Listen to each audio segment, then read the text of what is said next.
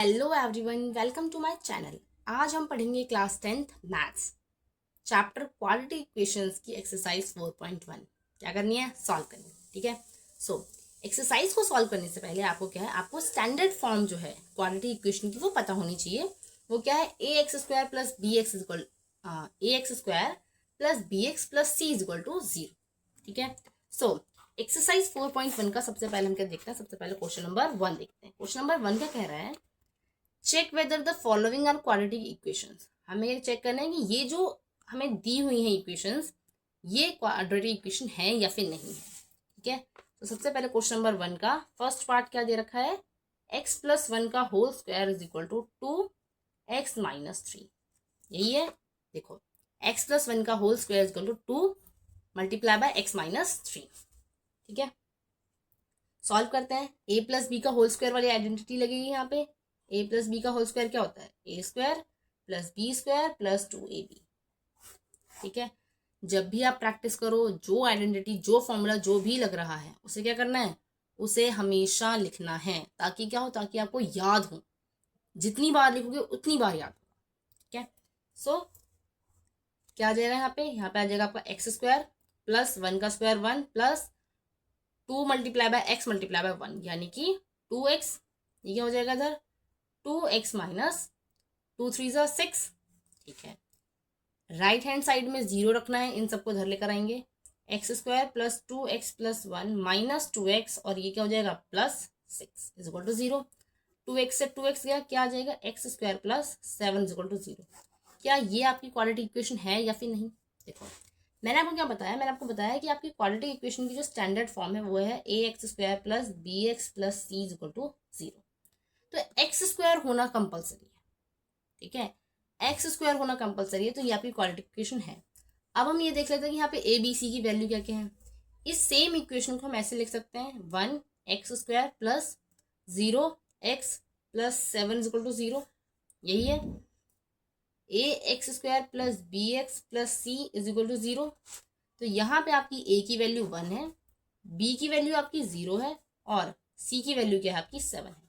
इसलिए मैंने आपको एक और चीज़ बताई थी कि इक्वेशन में कभी भी ए की वैल्यू 0 नहीं होती।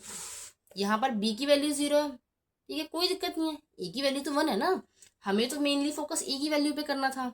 सो ये आपकी x square plus 7 is equal to 0 क्या है? आपकी एक क्वाड्रेटिक इक्वेशन है। नेक्स्ट पार्ट को सॉल्व करते हैं।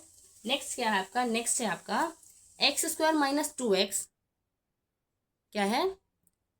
X square minus 2x is equal to -2 multiply by 3 minus x. ठीक है। X square minus 2x is equal to -2 multiply by 3 minus. ठीक है।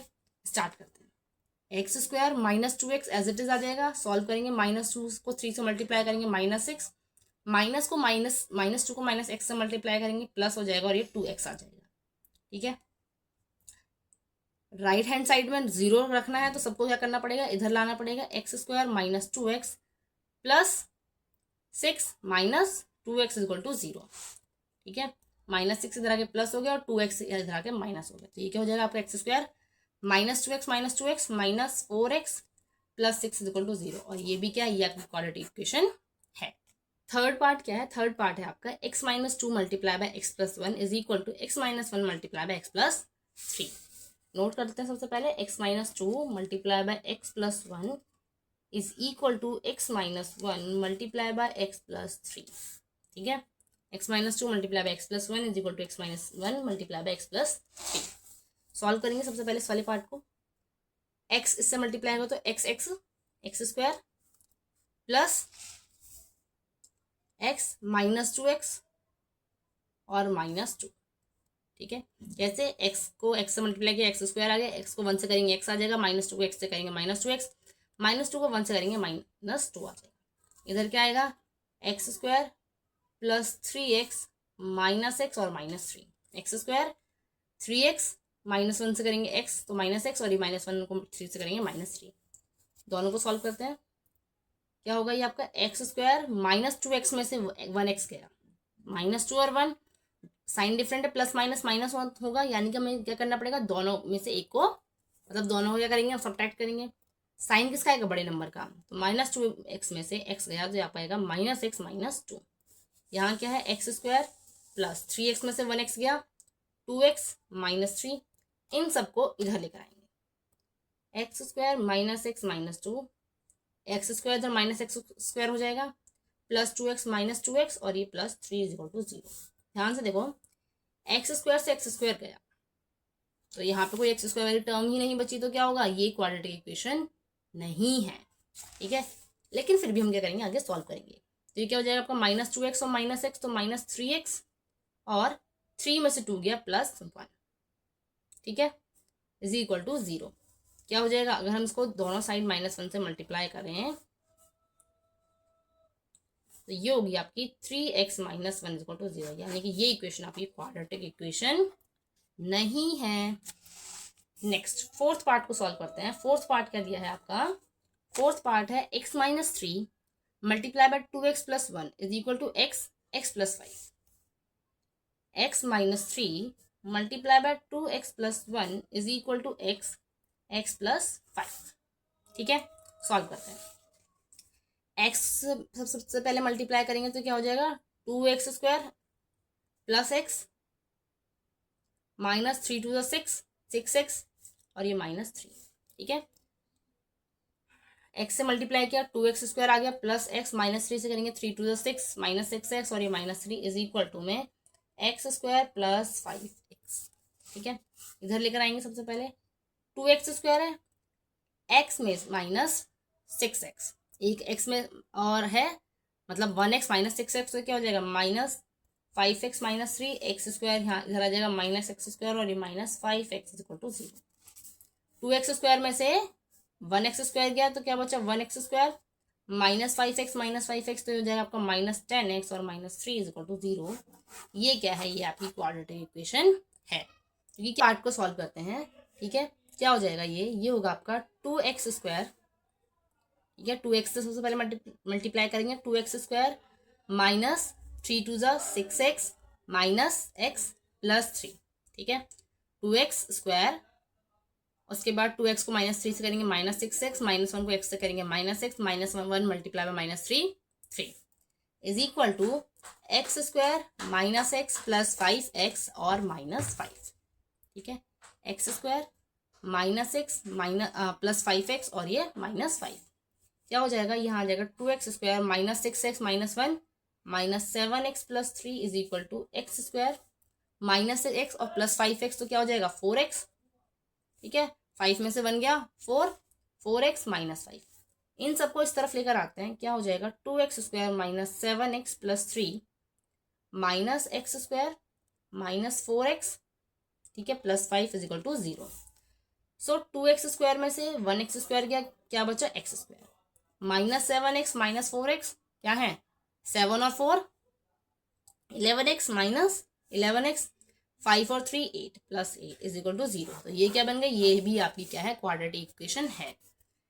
सिक्स्थ पार्ट पे चलते हैं। सिक्स्थ पार्ट का गिवन है आपका, सिक्स्थ पार्ट दे रखा है आपका x square plus 3x + 1 = x - 2 का होल स्क्वायर।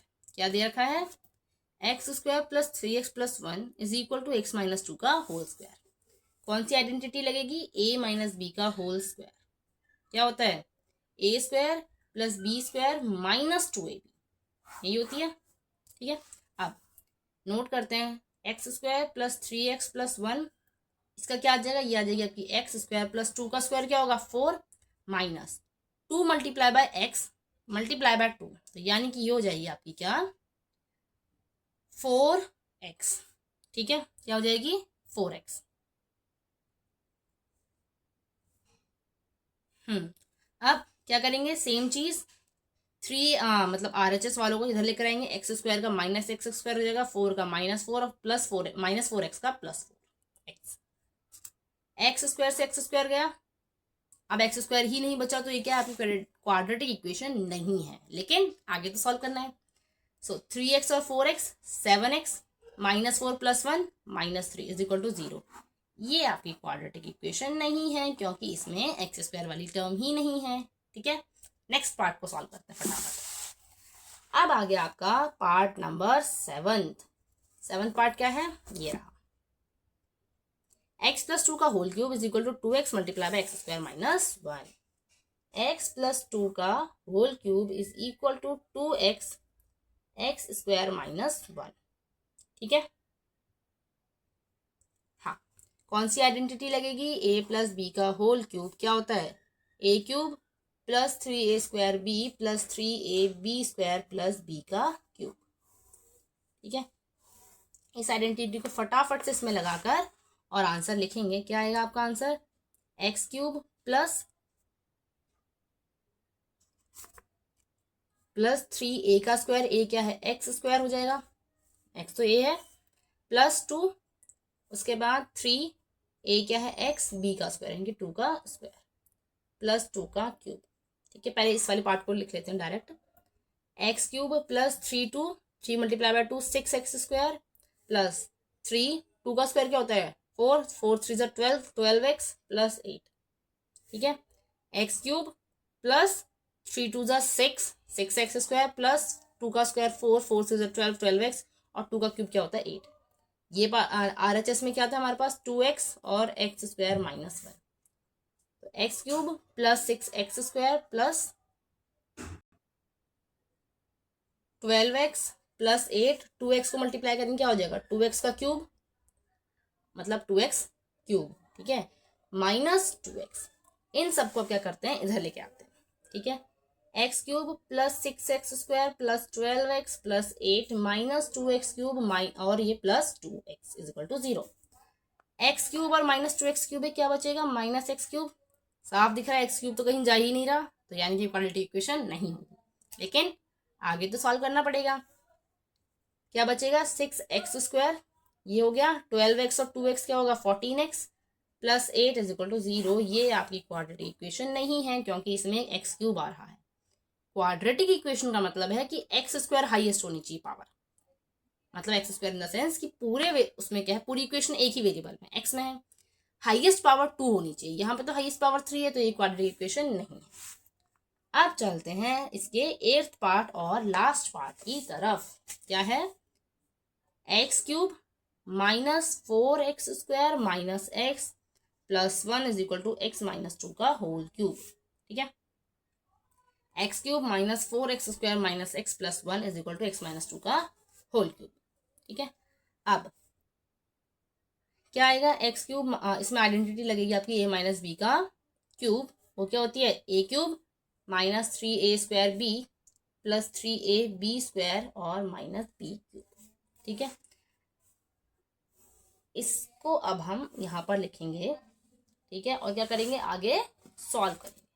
यहाँ लिखते हैं x cube minus 4x square minus x plus 1। मैं इसको एक्स माइनस 2 क्यूब को डायरेक्ट लिख दे रही हूँ। क्या आएगा आपका?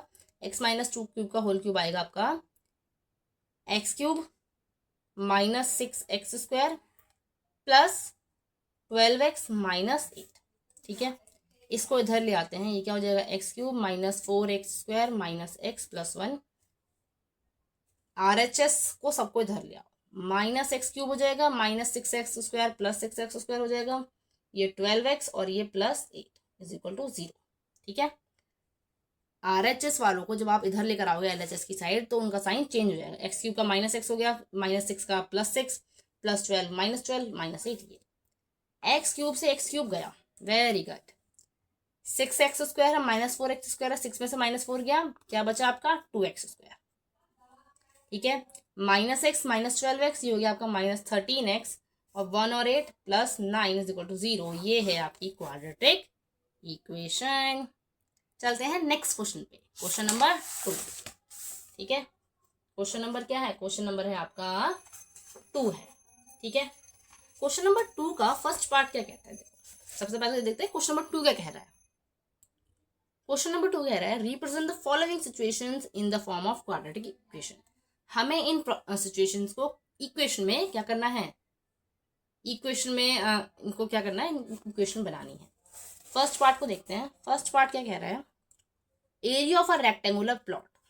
एरिया क्या है आपका? रेक्टेंगल का एरिया 528 मीटर स्क्वायर है।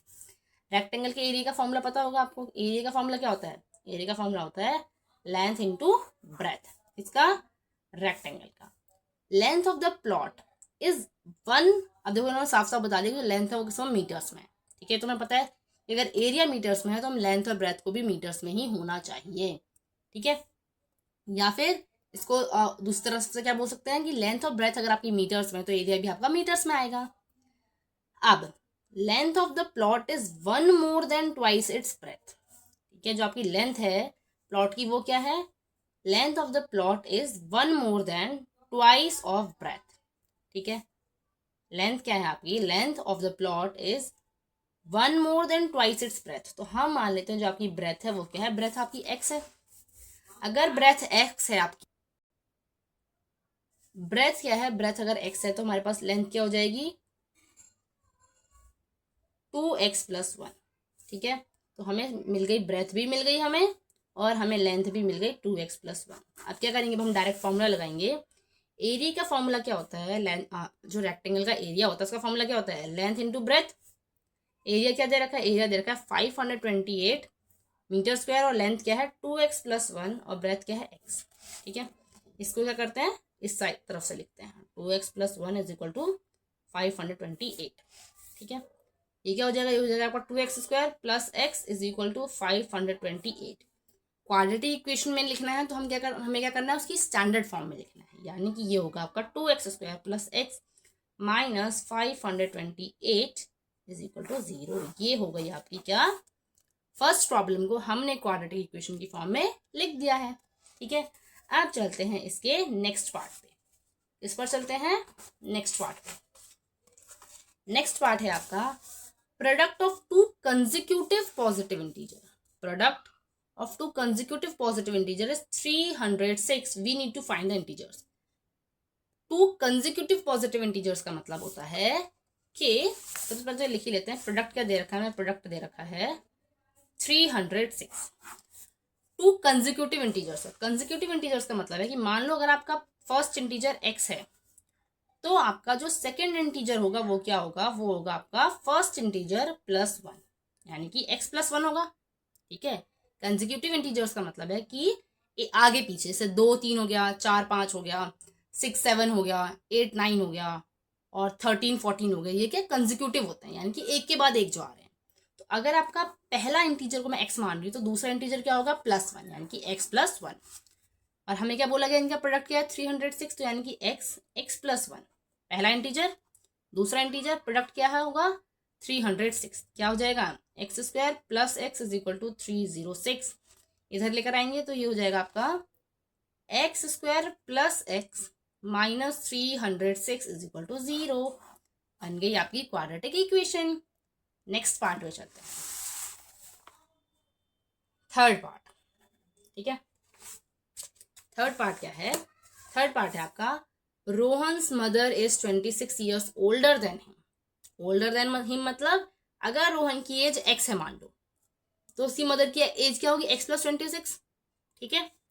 Product of their edges 3 years from now, आज से 3 साल बाद अगर हम उनकी एज का प्रोडक्ट निकालें तो वो 360 होगा। रोहन की प्रेजेंट एज क्या है ये बताओ, ठीक है। रोहन की प्रेजेंट एज क्या है हमें ये बताओ।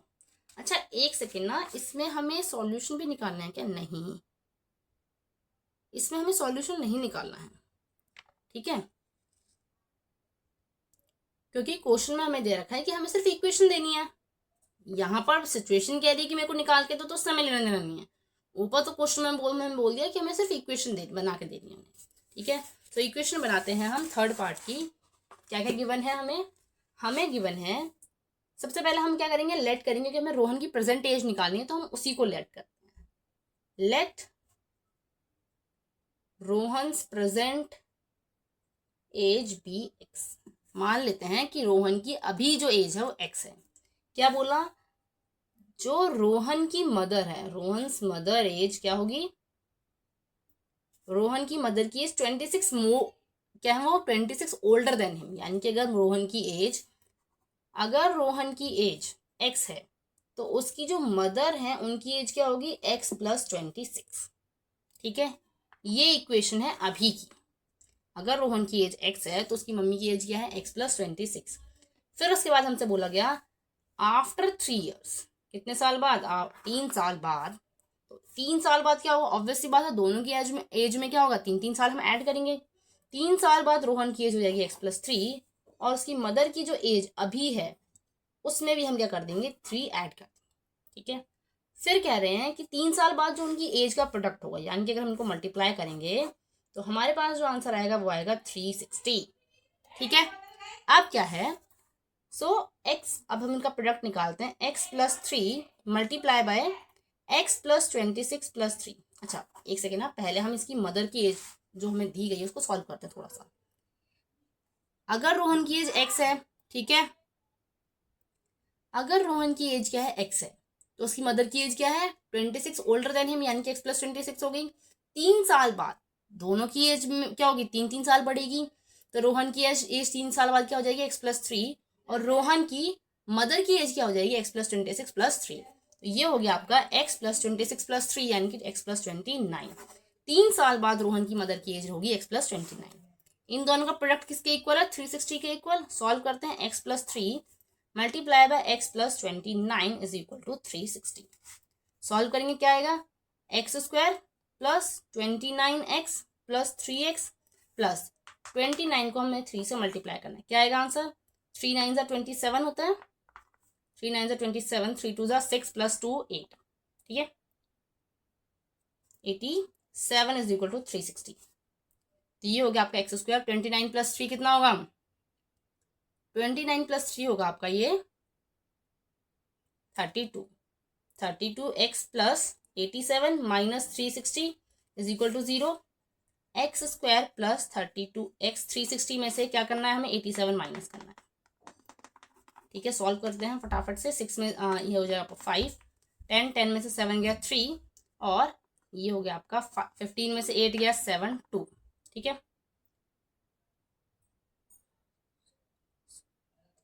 तो हो गया आपका ये -273 इज इक्वल टू 0। ये हो गई आपकी क्वाड्रेटिक इक्वेशन किसकी?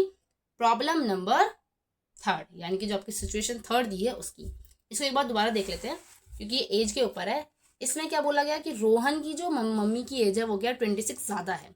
अगर हमने रोहन की एज x मान ली, उसकी मदर की एज क्या होगी? 26 प्लस x। 3 साल बाद दोनों की एज में 3-3 साल बढ़ेंगे, तो 3 साल बाद रोहन की एज हो जाएगी x+3, और उसकी मदर की एज हो जाएगी x+26+3, यानी कि x+29। इन दोनों का प्रोडक्ट हमें दे दिया 360। तो अब इन दोनों का हमने जैसे ही प्रोडक्ट निकाला हमारे पास इक्वेशन आ गई। ठीक है, अब चलते हैं इसके 4th पार्ट की तरफ, और जो कि हमारा क्या है? इस एक्सरसाइज का लास्ट क्वेश्चन है। क्या दे रखा है? देखो, train travels a distance of 480 kilometre at a uniform speed. If the speed had been 8 kilometre per hour less than it would take 3 hours more to cover the same distance. We need to find the speed of the train. ध्यान से देखो, आपको क्या, आपको speed दे रखी है। अब speed में क्या होता है? स्पीड का मैं आपको पहले थोड़ा सा बता देती हूँ कि स्पीड, डिस्टेंस, टाइम के क्या क्या फॉर्मूले होते हैं। स्पीड का आपका फॉर्मूला होता है डिस्टेंस अपॉन टाइम। क्या होता है? स्पीड का आपका फॉर्मूला होता है डिस्टेंस अपॉन टाइम। डिस्टेंस का फॉर्मूला होता है स्पीड मल्टीप्लाई बाय टाइम, और आपका टाइम का फॉर्मूला होता है डिस्टेंस अपॉन स्पीड। अब इनकी यूनिट्स का ध्यान रखना। अगर आपको स्पीड किलोमीटर पर आवर में दी है तो डिस्टेंस आपको किलोमीटर और आपको टाइम आवर में दिया जाएगा। ठीक है, तो ये क्या है? ये आपके फॉर्मूले हैं स्पीड से रिलेटेड। अब जो क्वेश्चन कह रहा है वो देखते हैं। एक ट्रेन है जो कि ट्रैवल कर रही है, डिस्टेंस कितना? 480 किलोमीटर, यूनिफॉर्म स्पीड पे कर रही है। ठीक है, अगर जो स्पीड है ट्रेन की वो क्या है? वो 8 किलोमीटर पर आवर लेस हो जाए। ठीक है, अब देखो इसमें क्या है? हमें इसमें स्पीड निकालने के लिए बोला गया, तो हम सबसे पहले क्या करते हैं? हम स्पीड को ही x मान लेते हैं। क्या है स्पीड? क्या है? अगर स्पीड मेरी x है तो क्वेश्चन क्या कह रहा है? क्वेश्चन ये कह रहा है कि डिस्टेंस तो 480 किलोमीटर ही रहेगा। डिस्टेंस क्या है? डिस्टेंस मेरा 480 किलोमीटर रहेगा।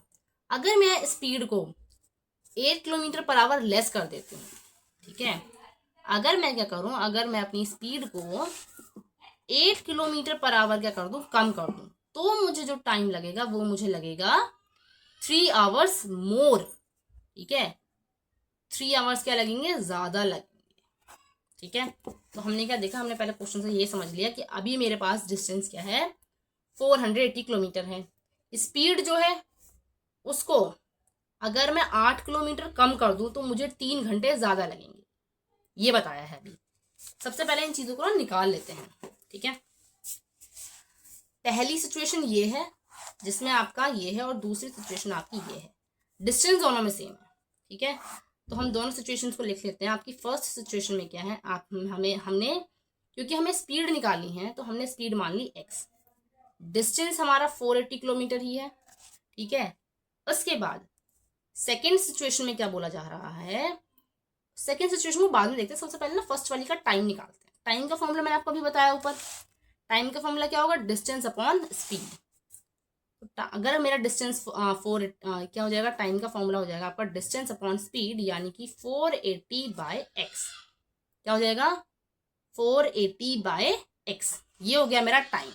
अब वो ये कह रहा है यहाँ पे सेकेंड सिचुएशन में कि डिस्टेंस तो मेरा सेम ही है 480, ठीक है, लेकिन अगर मैं अपनी स्पीड को क्या कर दूं, अगर मैं अपनी स्पीड को 8 किलोमीटर कम कर दूं तो जो मेरा टाइम है ना, ठीक है, वो मेरा टाइम क्या होगा, 3 घंटे ज्यादा लगेंगे। तो यानी कि अभी मेरा जो पहले टाइम था वो क्या था, 480 बाय एक्स, इसमें 3 घंटे क्या लगेंगे, 3 घंटे ज्यादा लगेंगे। ठीक है, अब हमें पहली सिचुएशन मिल गई जिसमें क्या है, जिसमें है हमारा स्पीड x है, डिस्टेंस मेरा ये है, टाइम मेरा ये आ गया। दूसरी सिचुएशन में कह रहा है कि डिस्टेंस सेम है, मैंने क्या किया, स्पीड को कम कर दिया और टाइम जो है वो क्या रहेगा, मेरा टाइम मेरा 3 घंटे ज्यादा हो गया। तो जो मैंने पहली सिचुएशन में टाइम निकाला उसमें मैंने 3 ऐड कर दिया।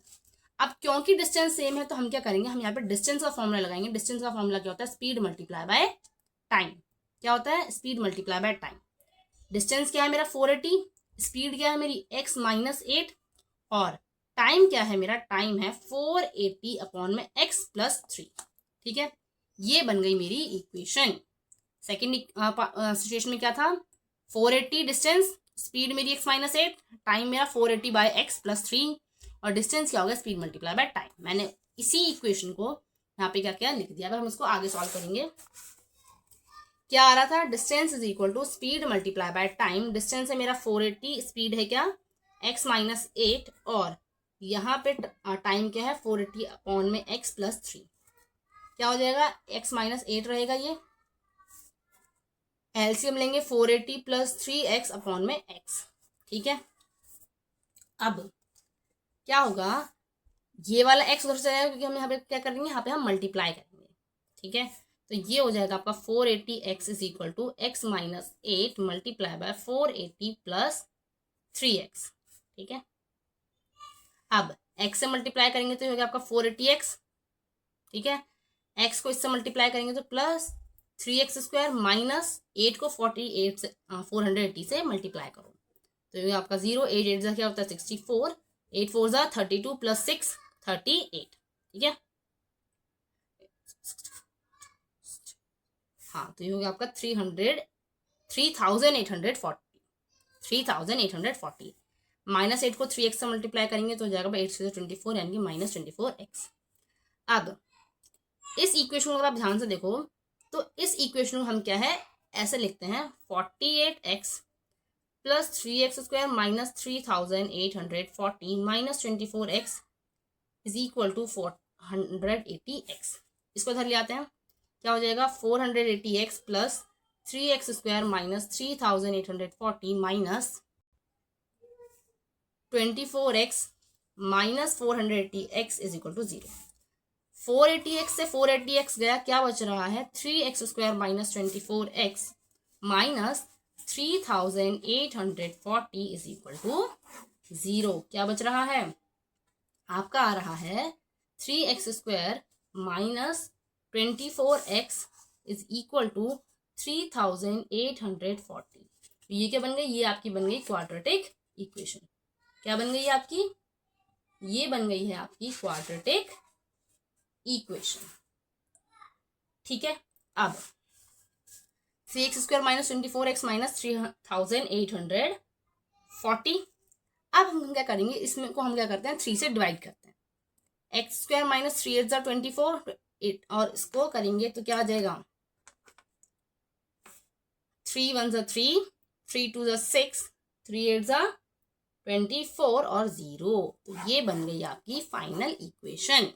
ठीक है, सो हमने फोर्थ पार्ट को भी क्या किया, फोर्थ जो आपकी सिचुएशन थी उसको भी हमने क्या किया, इक्वेशन में दिखा दिया।